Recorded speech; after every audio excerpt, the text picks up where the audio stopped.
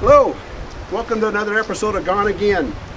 I wanted to show you the inside of our trailer, and I also wanted to show you what kind of cot or bunk system that we use in here. So come on in, let me show you.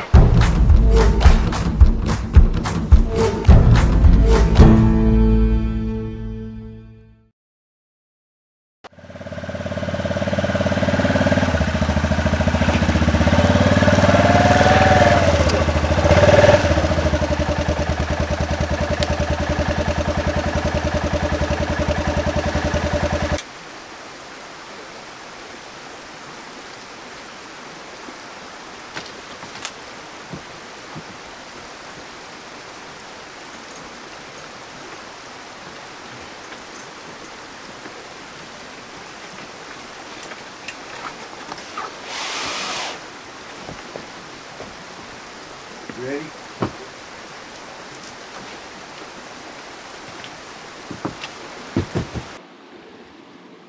A little vented propane stove. Now, I don't have a very good wide-angle lens on this, so you'll have to kind of imagine. I've got room for 2 chairs. Remember, this is a 6x10 cargo trailer. You can see our window. There's a pipe berth across the back and a cot underneath. Gives us, with this L shape for a couple like just my wife and I, it gives us some floor space, places to sit. She sleeps across the back on the pipe berth.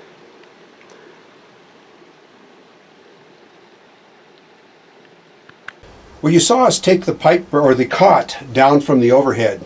And sometimes we have 2 of them in here, so I can get the 4-wheeler in underneath. So in that case, we'd have 2 cots down on the floor and the pipe berth, but that's very rare. That's only when we bring our granddaughter along once in a while. But this cot down here is called a roll cot.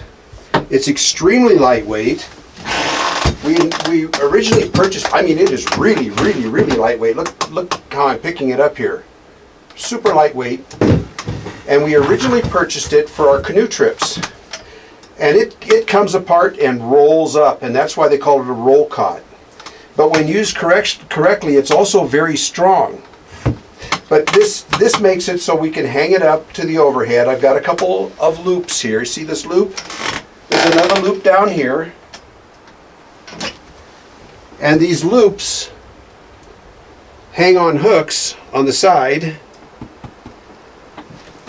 Normally we hang it on this side. There's 2 loops over here, or 2 hooks over here that the loops hook over, and then it ties up to these pad eyes up here on the overhead. 2 pad eyes, and it just kind of, when it's hanging here, it's kind of like this. So when I drive the 4-wheeler in, my head goes underneath and everything is fine, the handlebars and everything. So that's the cot. Now another thing I want to show you about this cot.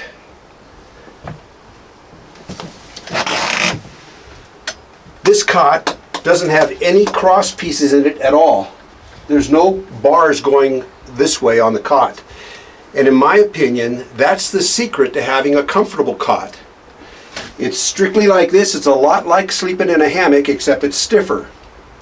On top of this cot, we put a self-inflating mattress. You know, mine I think is 1.5 inches thick or something like that. And that provides some insulation. And this is more comfortable than my bed at home. But the Army cots have that bar that goes across each end, and for some reason that just, the way I sleep in it, it just kills my back. But I read and I agree that a cot without any cross pieces in it makes the most comfortable cot. There's a cot called a disco cot, or a disc cot, I think, and you can get that on Amazon, and it doesn't have any crossbars either, and it also comes in a bunk bed form too. But anyways, this one is so lightweight that my wife and I can lift it up, or I can lift it up and hang it to the ceiling by myself. I want to show you what a pipe berth is. Now, pipe berths have been around for hundreds of years. They're normally used on ships, boats, but it also can work very well in your cargo trailer conversion, or who knows, vans, whatever. Normally, when I have the four-wheeler in here, I have this tied up to the side up here, so it's totally out of the way.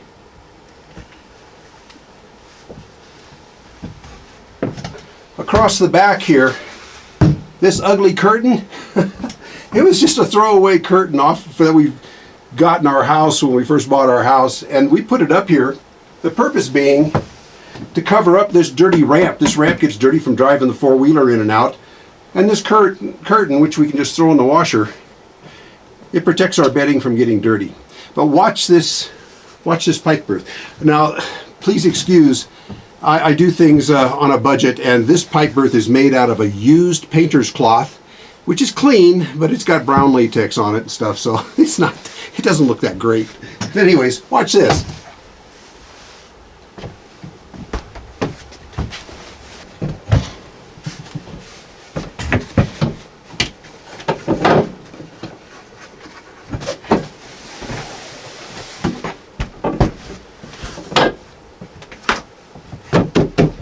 Makes a real comfortable bunk. Now this trailer is only a 6x10, so inside here it's probably, I don't know, 5'9" or 5'10". So my wife sleeps up here. However, if you've got a 7-foot wide trailer, this pipe berth would work great. You could have a couple of them stacked in the back, and because it goes with thwart ships like this, thwart ships means sideways, it leaves lots of floor space. So even in this little 6x10 trailer, I've got room for 2 chairs over on this side because we sleep L-shaped. Now I want to show you just some particulars about how I built this, okay? Okay, on the ends, that piece of wood across the top, you don't need that. That was an afterthought on my part. Usually pipe bursts, the pipe just drops in. But you go down a bouncy road or a rough road with a bouncy 6x10 single axle, and it'll make this pipe berth jump right out of here. So you do have to have, it has to be captive, the pipes do. Now you could get away with just drilling a hole that these ends fit into. Like I say, this is an afterthought on my part. I had to do this. On the other side, swing you around here. Of course, I made it so it would open up and close just to hold the pipe berth in.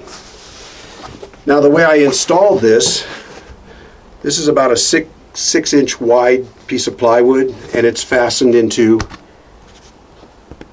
3 frames on my trailer. Covers 3 frames, so it's well secured, very strong. We've been using it for years now, and no movement at all. Of course, that's just with Linda sleeping up there, and she weighs a lot less than I do.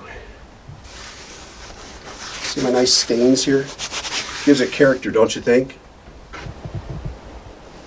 And last but not least, when we're traveling without the four-wheeler, we put a cargo net up across the front of that, and all our bedding stores up there. Works really good. Well, we get a lot of use out of our 6x10 cargo trailer. I hope that we gave you some information you can use. And be sure to like, share, and subscribe, and we'll see you around. Bye.